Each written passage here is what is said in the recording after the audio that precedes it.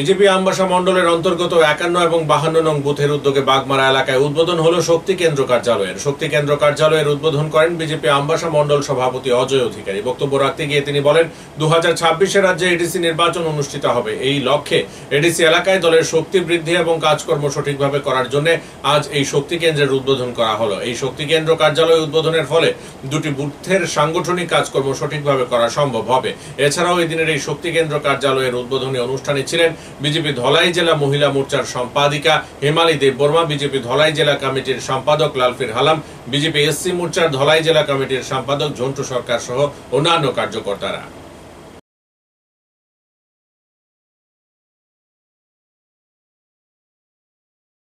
আমবাসা মণ্ডলের অন্তর্গত ৫১ এবং ৫২ নম্বর যে দুটি বুথ, এই বুথের উদ্যোগে এখানে শক্তি কেন্দ্র কার্যালয় আমরা উদ্বোধন করি।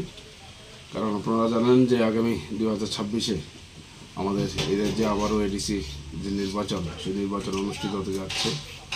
তো স্বাভাবিকভাবেই যখন আমাদের সাংগঠনিক যে কাজকর্ম এবং তৎপরতা বৃদ্ধির লক্ষ্যে এই দুটি বুথের কাজকর্মকে সুন্দরভাবে পরিচালনা করার জন্য একটি কার্যালয় প্রয়োজন।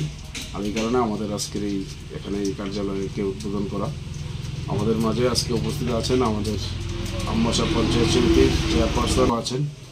তবে আমরা নিশ্চিত যে আগামী এডিসি নির্বাচনে আমাদের এই আমবাসা বিধানসভার প্রত্যেকটা সিটে আমাদের কার্যকর্তাদের মধ্যে যে উৎসাহ উদ্দীপনা আমরা দেখতে পাচ্ছি, এটা নিশ্চিত আমাদের এই বিধানসভার সবগুলো সিট আমাদের ভারতীয় জনতা পার্টির পক্ষে মানুষ মতামত ব্যক্ত করবেন এবং আমাদের জয় সুনিশ্চিত হবে। নমস্কার।